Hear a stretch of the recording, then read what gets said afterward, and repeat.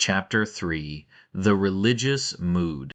45. The human soul and its limits, the range of man's inner experiences hitherto attained, the heights, depths, and distances of these experiences, the entire history of the soul up to the present time, and its still unexhausted possibilities. This is the preordained hunting domain for a born psychologist and lover of a big hunt, but how often must he say despairingly to himself, a single individual, alas, only a single individual, and this great forest, this virgin forest, so he would like to have some hundreds of hunting assistants and fine trained hounds that he could send into the history of the human soul, to drive his game together. In vain, again and again he experiences, profoundly and bitterly, how difficult it is to find assistants and dogs for all the things that directly excite his curiosity. The evil of sending scholars into new and dangerous hunting domains, where courage, sagacity, and subtlety in every sense are required, is that they are no longer serviceable just when the big hunt, and also the great danger, commences. It is precisely then that they lose their keen eye and nose, in order, for instance, to divine and determine what sort of history the problem of knowledge in conscience has hitherto had in the souls of homines religiosi. A person would perhaps himself have to possess as profound, as bruised, as immense an experience as the intellectual conscience of Pascal, and then he would still require that widespread heaven of clear, wicked spirituality which from above would be able to oversee, arrange, and effectively formalize this mass of dangerous and painful experiences. But who could do me this service, and who would have time to wait for such servants? They evidently appear too rarely, they are so improbable at all times. Eventually one must do everything oneself in order to know something, which means that one has much to do. But a curiosity like mine is once for all the most agreeable of vices. Pardon me, I mean to say that the love of truth has its reward in heaven, and already upon earth. 46. Faith, such as early Christianity desired, and not infrequently achieved in the midst of a skeptical and southernly free-spirited world, which had centuries of struggle between philosophical schools behind it and in it, counting besides the education and tolerance which the Imperium Romanum gave. This faith is not that sincere, austere slave faith by which perhaps a Luther or a Cromwell, or some other northern barbarian of the spirit remained attached to his God and Christianity. It is much rather the faith of Pascal, which resembles in a terrible manner a continuous suicide of reason, a tough, long-lived, worm-like reason, which is not to be slain at once and with a single blow. The Christian faith from the beginning is sacrifice, the sacrifice of all freedom, all pride, all self-confidence of spirit. It is at the same time subjection, self-derision, and self-mutilation. There is cruelty and religious Phoenicianism in this faith, which is adapted to a tender, many-sided, and very fastidious conscience. It takes for granted that the subjection of the spirit is indescribably painful, that all the past and all the habits of such a spirit resist the absurdissimum, in the form of which faith comes to it. Modern men, with their obtuseness as regards all Christian nomenclature, have no longer the sense for the terribly superlative conception which was implied to an antique taste by the paradox of the formula, God on the cross. Hitherto there had never and nowhere been such boldness in inversion, nor anything at once so dreadful, questioning, and questionable as this formula. It promised a transvaluation of all ancient values. It was the Orient, the profound Orient. It was the Oriental slave who thus took revenge on Rome and its noble, light-minded toleration, on the Roman Catholicism of non-faith. And it was always not the faith, but the freedom from the faith, the half-stoical and smiling indifference to the seriousness of the free the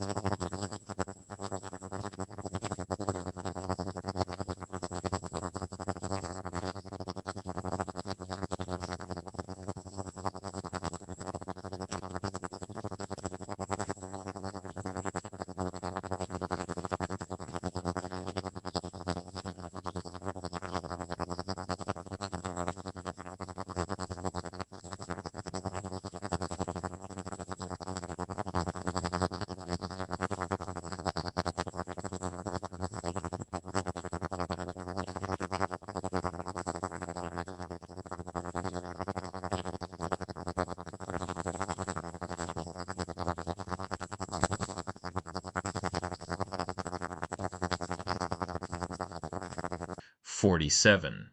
Wherever the religious neurosis has appeared on the earth so far, we find it connected with three dangerous prescriptions as to regimen, solitude, fasting, and sexual abstinence, but without its being possible to determine with certainty which is cause and which is effect, or if any relation at all of cause and effect exists there.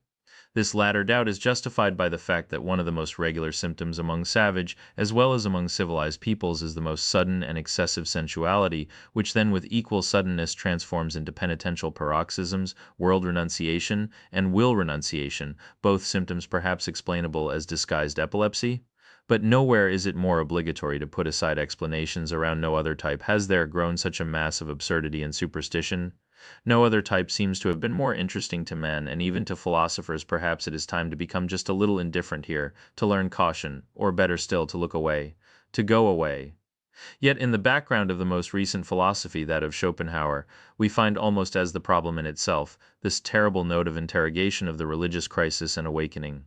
How is the negation of will possible? How is the saint possible? That seems to have been the very question with which Schopenhauer made a start and became a philosopher, and thus it was a genuine Schopenhauerian consequence that his most convinced adherent, perhaps also his last as far as Germany is concerned, namely Richard Wagner, should bring his own life work to an end just here, and should finally put that terrible and eternal type upon the stage as Kundry type Vécu, and as it loved and lived, at the very time that the mad doctors in almost all European countries had an opportunity to study the type close at hand, wherever the religious neurosis, or as I call it, the religious mood, made its latest epidemical outbreak and display as the Salvation Army.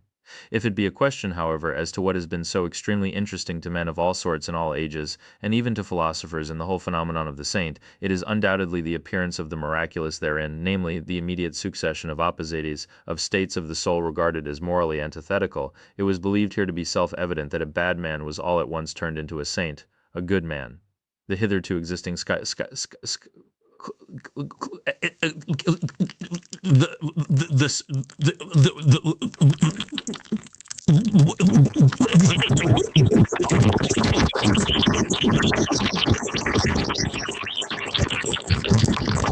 and eat and eat.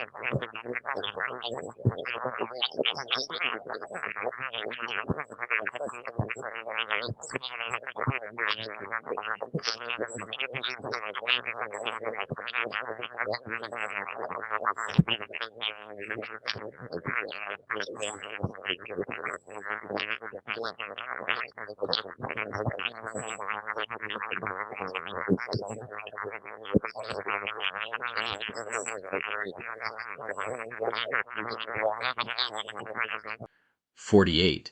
It seems that the Latin races are far more deeply attached to their Catholicism than we Northerners are to Christianity generally, and that consequently unbelief in Catholic countries means something quite different from what it does among Protestants, namely, a sort of revolt against the spirit of the race, while with us it is rather a return to the spirit or non-spirit of the race.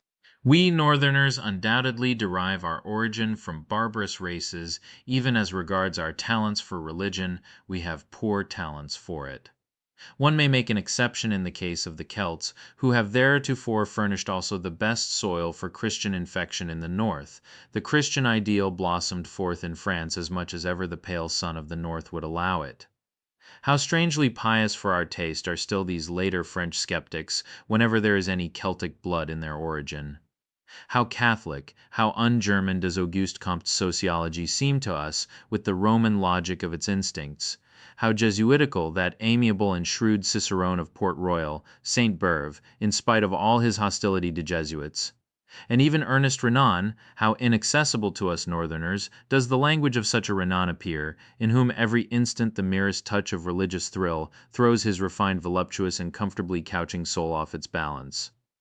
Let us repeat after him these fine sentences, and what wickedness and haughtiness is immediately aroused by way of answer in our probably less beautiful but harder souls, that is to say, in our more German souls.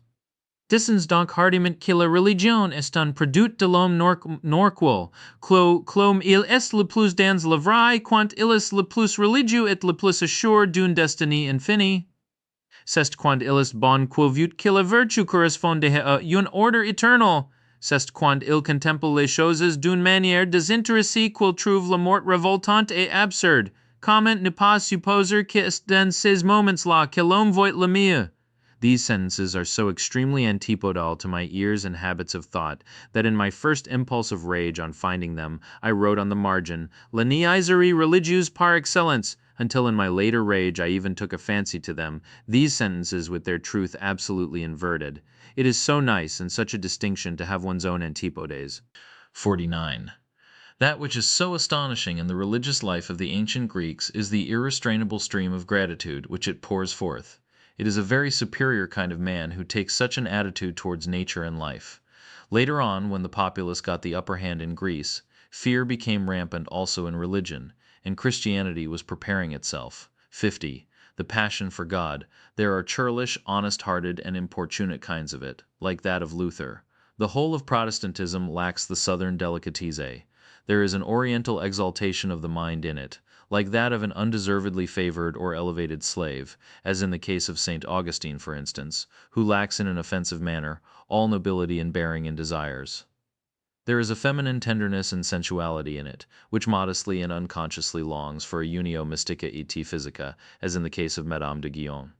In many cases it appears, curiously enough, as the disguise of a girl's or youth's puberty, here and there even as the hysteria of an old maid, also as her last ambition. The Church has frequently canonized the woman in such a case. 51. The mightiest men have hitherto always bowed reverently before the saint. As the enigma of self-subjugation and utter voluntary privation, why did they thus bow? They divined in him, and as it were behind the questionableness of his frail and wretched appearance, the superior force which wished to test itself by such a subjugation, the strength of will, in which they recognized their own strength and love of power, and knew how to honor it. They honored something in themselves when they honored the saint. In addition to this, the contemplation of the saint suggested to them a suspicion, such an enormity of self-negation and anti-naturalness will not have been coveted for nothing, they have said inquiringly. There is perhaps a reason for it, some very great danger about which the ascetic might wish to be more accurately informed through his secret interlocutors and visitors. In a word, the mighty ones of the world learned to have a new fear before him, they divined a new power, a strange, still unconquered enemy. It was the will to power which obliged them to halt before the saint. They had to question him. 52. In the Jewish Old Testament, the book of divine justice. There are men, things, and sayings on such an immense scale, that Greek and Indian literature has nothing to compare with it.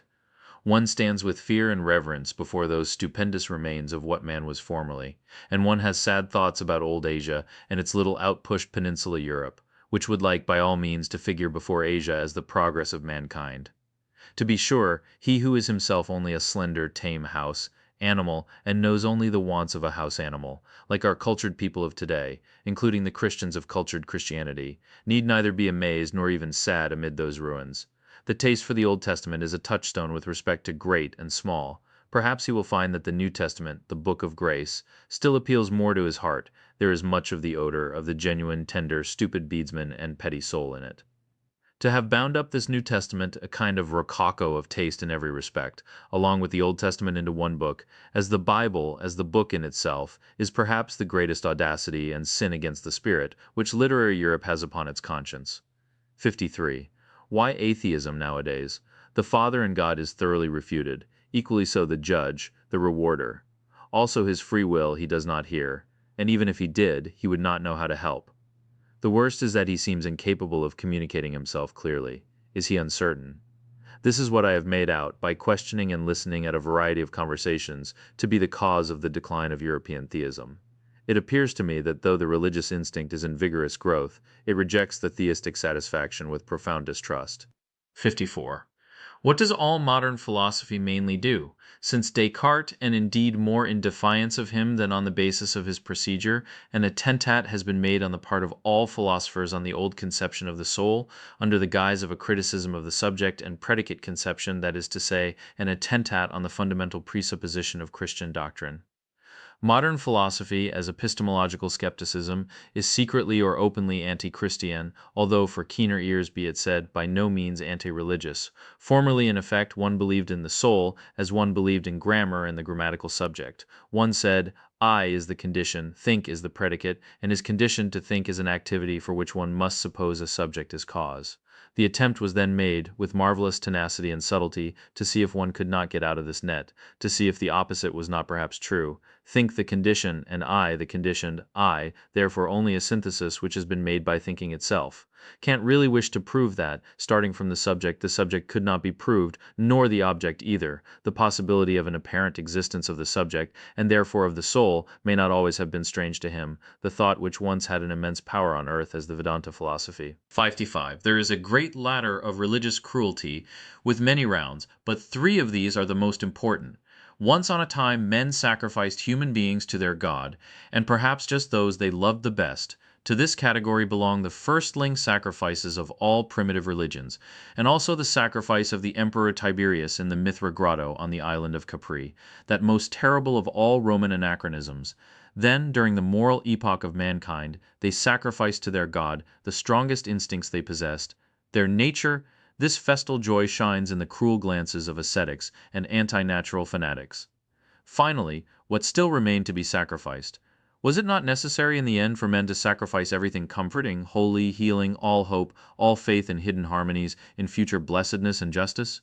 Was it not necessary to sacrifice God himself, and out of cruelty to themselves to worship stone, stupidity, gravity, fate, nothingness? To sacrifice God for nothingness, this paradoxical mystery of the ultimate cruelty, has been reserved for the rising generation. We all know something thereof already. 5-6. Whoever, like myself, prompted by some enigmatical desire, has long endeavored to go to the bottom of the question of pessimism and free it from the half-Christian, half-German narrowness and stupidity in which it has finally presented itself to this century, namely, in the form of Schopenhauer's philosophy. Whoever with an Asiatic and super-Asiatic eye has actually looked inside, and into the most world-renouncing of all possible modes of thought, beyond good and evil, and no longer like Buddha and Schopenhauer under the dominion and delusion of morality, whoever has done this has perhaps just thereby, without really desiring it, opened his eyes to behold the opposite ideal, the ideal of the most world-approving, exuberant, and vivacious man,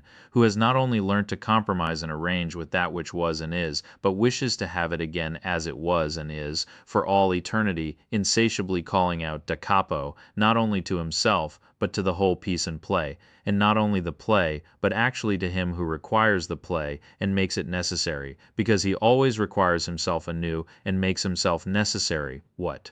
And this would not be circulus videosus Deus 57.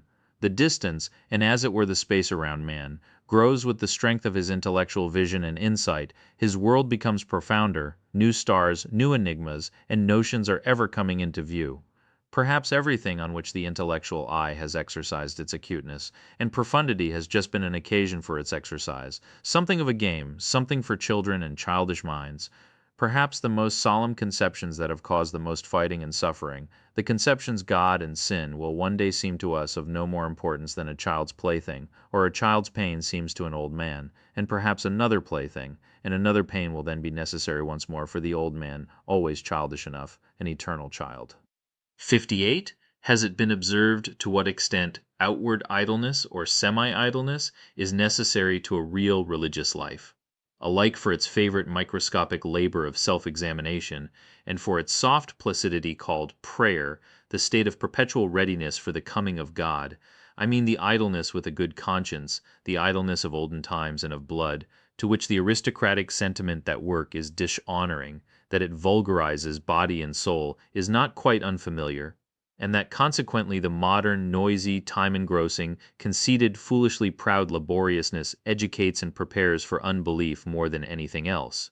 Among these, for instance, who are at present living apart from religion in Germany, I find free thinkers of diversified species and origin, but above all a majority of those in whom laboriousness from generation to generation has dissolved the religious instincts, so that they no longer know what purpose religions serve, and only note their existence in the world with a kind of dull astonishment.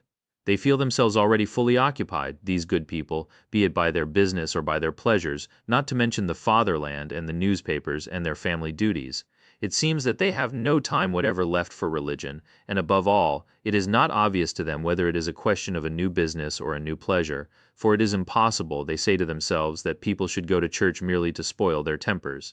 They are by no means enemies of religious customs. Should certain circumstances, state affairs perhaps, require their participation in such customs, they do what is required, as so many things are done, with a patient and unassuming seriousness, and without much curiosity or discomfort. They live too much apart and outside to feel even the necessity for a for or against in such matters. Among those indifferent persons may be reckoned nowadays the majority of German Protestants of the middle classes, especially in the great laborious centers of trade and commerce, also the majority of laborious scholars, and the entire university personnel, with the exception of the theologians, whose existence and possibility there always gives psychologists new and more subtle puzzles to solve, on the part of pious or merely church-going people.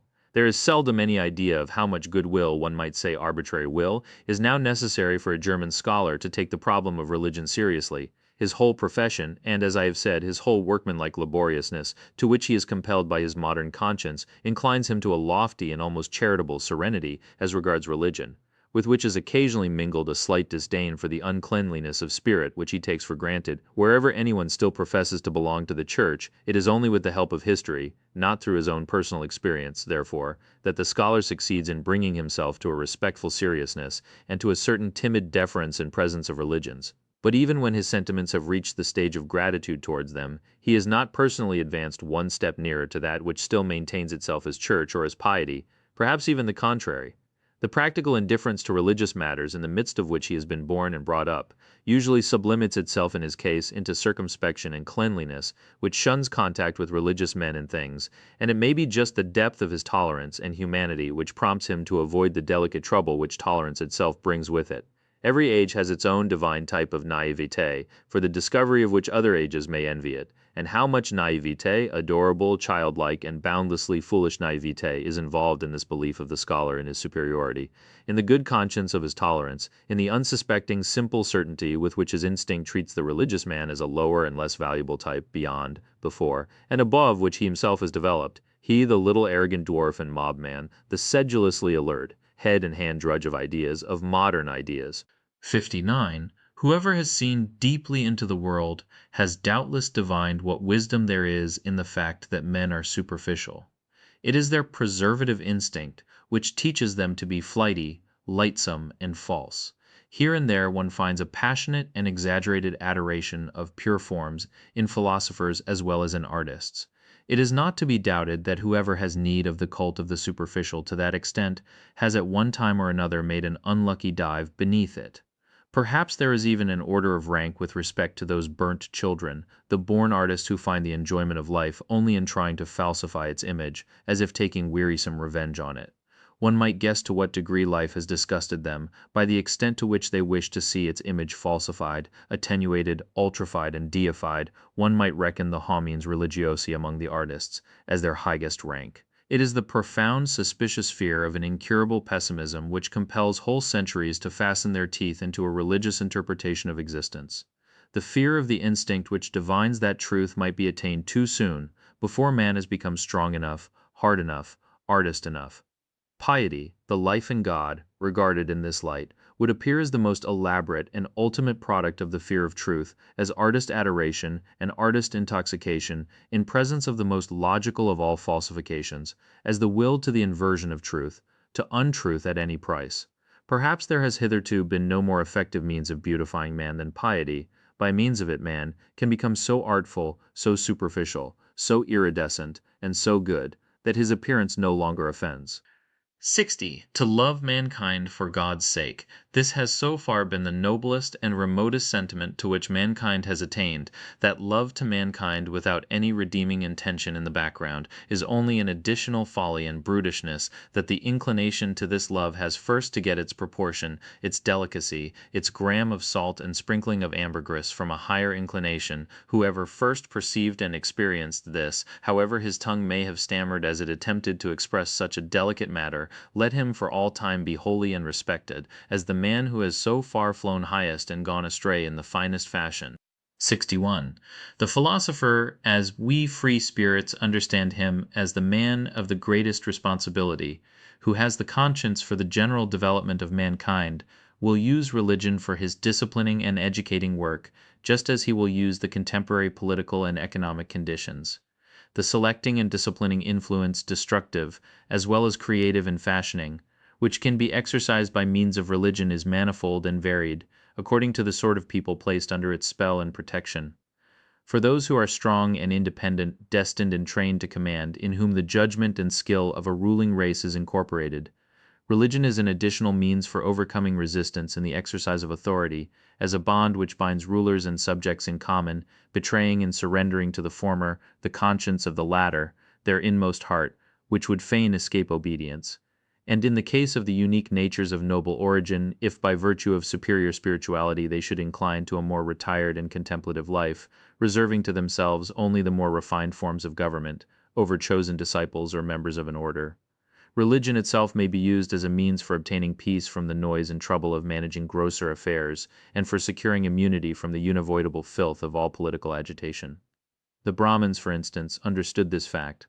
With the help of a religious organization, they secured to themselves the power of nominating kings for the people, while their sentiments prompted them to keep apart and outside, as men with a higher and superregal mission. At the same time, religion gives inducement and opportunity to some of the subjects to qualify themselves for future ruling and commanding the slowly ascending ranks and classes, in which through fortunate marriage customs volitional power and delight in self-control are on the increase. To them religion offers sufficient incentives and temptations to aspire to higher intellectuality, and to experience the sentiments of authoritative leer.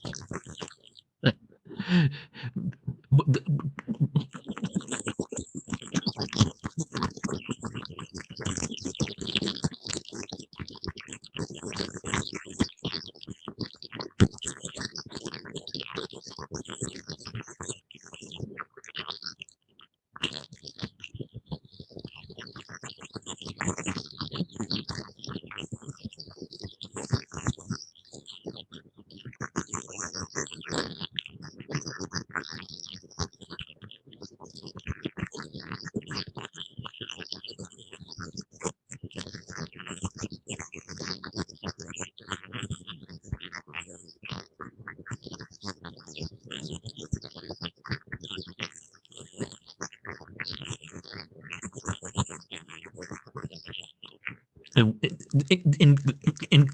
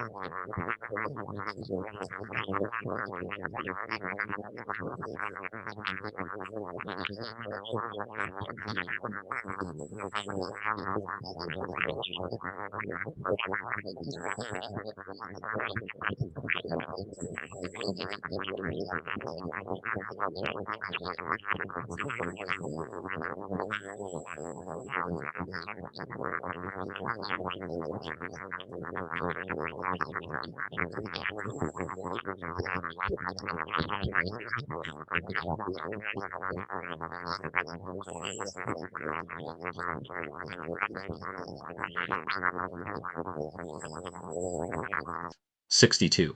To be sure to make also the bad counter reckoning against such religions, and to bring to light their secret dangers, the cost is always excessive and terrible when religions do not operate as an educational and disciplinary medium in the hands of the philosopher, but rule voluntarily and paramountly, when they wish to be the final end, and not a means along with other means. Among men, as among all other animals, there is a surplus of defective, diseased, degenerating, infirm, and necessarily suffering individuals. The successful cases among men also are always the exception, and in view of the fact that man is the animal not yet properly adapted to his environment, the rare exception, but worse still.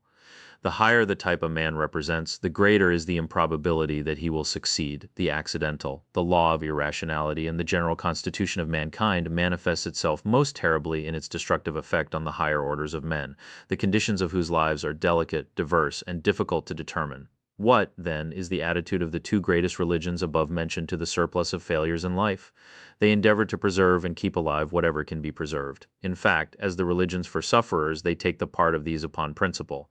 They are always in favor of those who suffer from life as from a disease, and they would fain treat every other experience of life as false and impossible, however highly we may esteem this indulgent and preservative care, inasmuch as in applying to others it has applied, and applies also to the highest and usually the most suffering type of man. The hitherto paramount religions, to give a general appreciation of them, are among the principal causes which have kept the type of man upon a lower level. They have preserved too much that which should have perished. One has to thank them for invaluable services, and who is sufficiently rich in gratitude not to feel poor at the contemplation of all that the spiritual men of Christianity have done for Europe hitherto. But when they had given comfort to the sufferers, courage to the oppressed,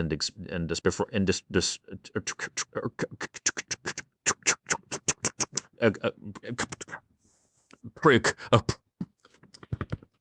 but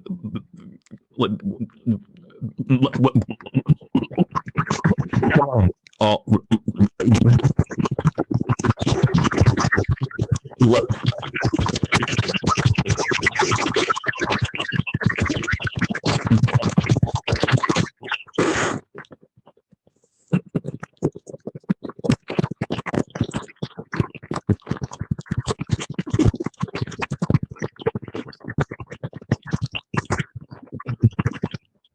and who one